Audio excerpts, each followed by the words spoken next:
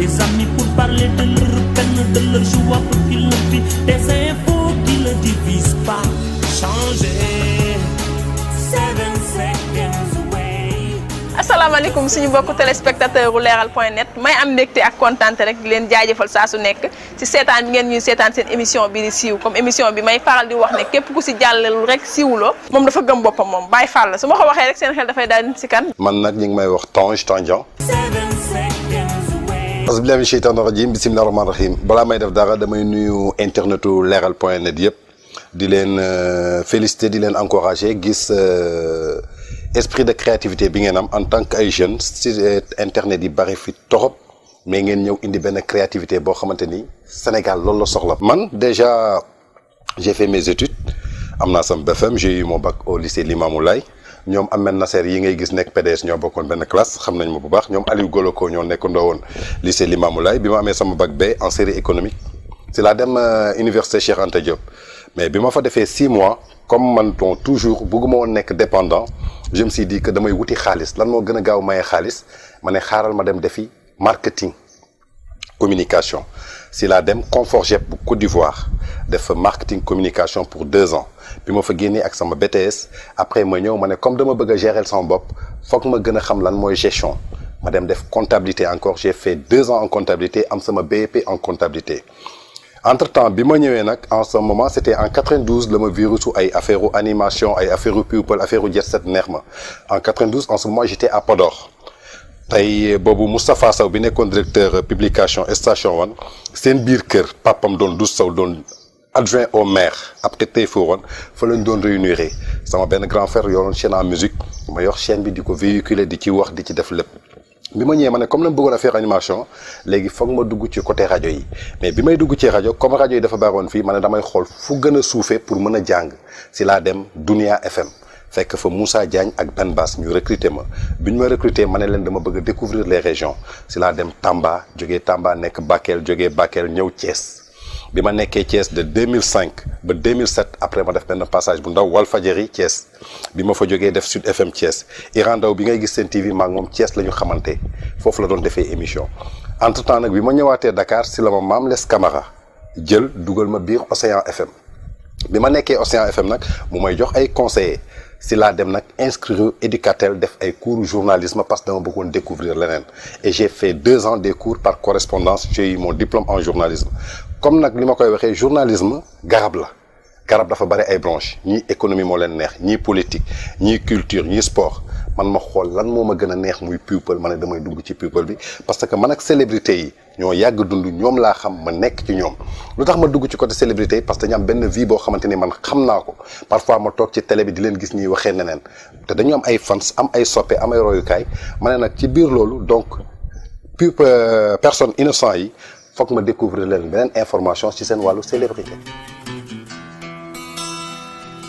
xam nga 100% people biñ koy def Mati 3 Pommes fii la toog ma toog fii ñu waxtaan ci concept bi parce que man ak Mati ñi ngi daje Liberté 5 te par intervention de Baxaw moom ma woowoon mooy Aji Ouza bu muy génnee albumam am luñ ci waroon liggéey juste ma taxaw di expliquer ak Baxaw Mati dégg samay explication mu ne voici la personne que je cherchais li ma bëgg a def Sénégal man ak kii mën nañ ko def bu ma présenté Binta ñu teg suñu concept ma jël ay sujet ma ne ko lii ak lii mën nañ ci débattre parce que lii ak lii la ñu génnee ay firnde ak ay preuve teg ko noonu la 100% people juddoo képp ku nekk ci dëgg doo am ak Tange problème képp ku nekkul ci dëgg da ngay am ak Tange problème Tange du inventel ma Samba Tange du inventel ma Demba képp ku ñu waxal dafa fekk yow yaa jël sa bopp exposé ko ci écran bi ba pare nga bëgg a doon dara ba pare defee naka sudul noonu su ko defee Tange lan mooy liggéeyam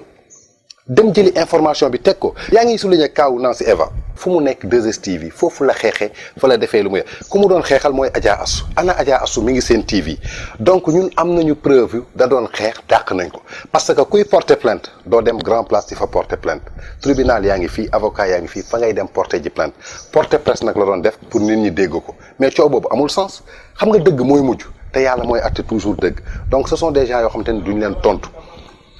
mais Baba Amdi defuñu ko dara information la boo xamante ni dañ ci am ay preuve teg ko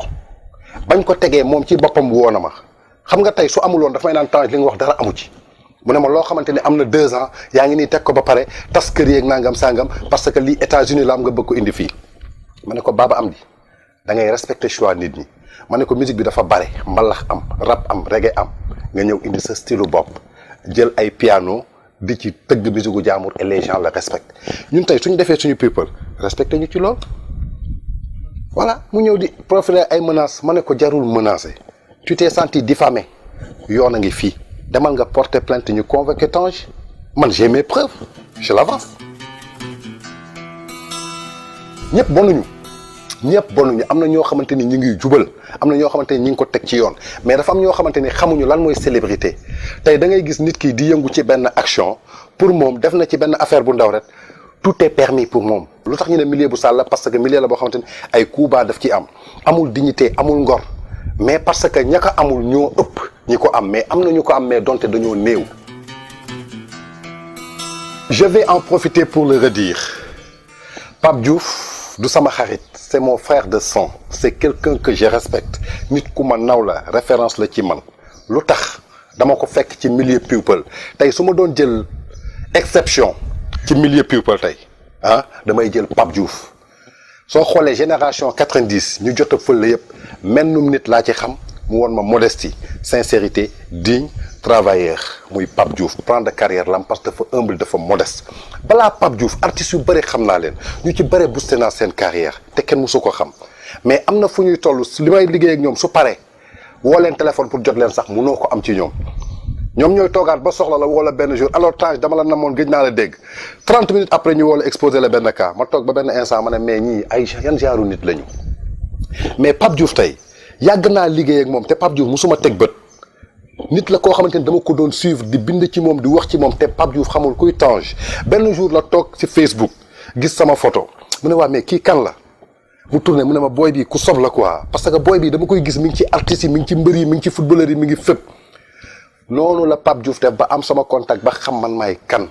si la ñu présenté ñu commencé demalante musuma protéger Pape Diouf bés bu defee naka sudul noonu maay taxaw ci télé bi wax ko. yow soo demee ba xam ne ni que lii baaxut dafa bon ba pare nga koy def di nëbbatu pourquoi nga koy def léegi pourquoi Tange amul sañ-sañu ubbi làmmiñam wax ko benn jour dafa am ku ma woo ne ma maa ngi suivre sa émission maa ngi koy rafetlu mais fii Sénégal la kenn du fi wax dëgg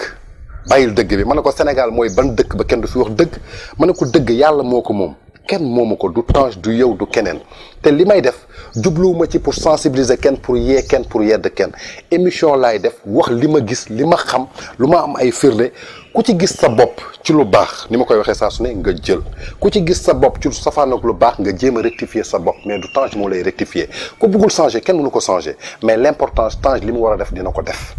gisuma sujet bu sensible et ma vie ne sera jamais en danger sama vie du mës a nekk en danger yàlla laa gëm yàlla moo may sàmm yàlla moo may protéger. sant yàlla alhamdulilah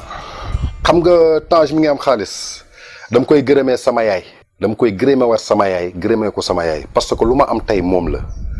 moom laa fonk moom laa gëm benn sëriñ laa am muy moom lu ma am bokk ak moom te saa su ne aw ma lu may tiit ci kanam rek laa jëm.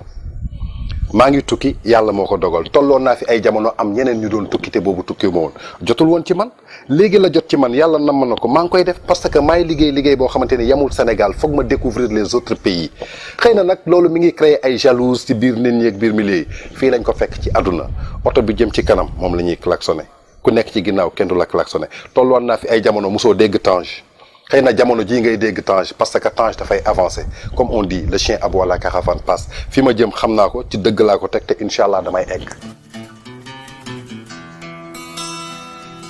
bon lire naa ko Seneweb mais ça m'a fait rire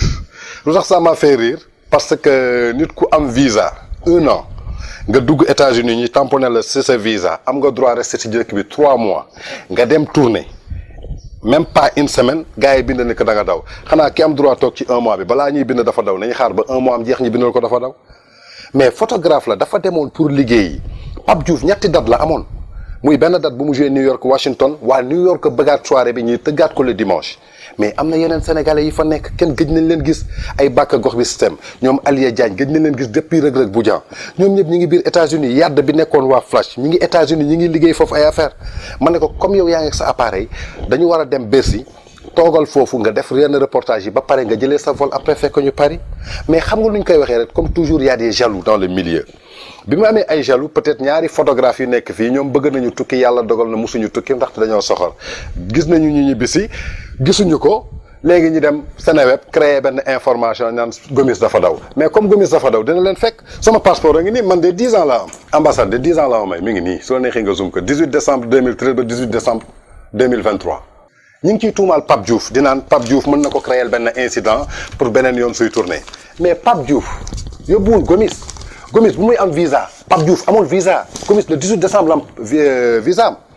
Gomis moo déposé boppam moo daggal boppam billet yóbbu boppam États-Unis donc il n'a rien à voir avec Pape Diouf te lu ma ci jaaxal ñaari photographe ñoo demoon Gomis ak Chon ñoom ñaar ñëpp kenn ñi di siw ci pourquoi ñi tànn ni ko Gomis dafa daw loolu mooy soxor Gomis day dem Tange day dem kenn mënuñu téye yàlla rek ñu mën a téye parce que dañu am ñaanu waajur ñu. waaye jàppal na ne Bétal dina ñëwaat ak équipe bam ndax ñooyagul de ndax xam nga lii ñu may dafa gàtt Babacar lépp ñu may dafa gàtt waaye bu yokkee heure dinañ ñëw waxtaanaat ak yow ba mu gën a neex aja kon mbokk yi maa ngi leen di jaajëfal ndax lu nuyoo lu nekk tàggoo ne Bétal moo fi jaaroon nee na test ba prochain numéro si mercredi lay doon fii si biir Leral TV aja gars yi ñëw leen dem jaa ngeen jëf. Rihanna, good girl going bad. Take 3, action. No clouds in my stone.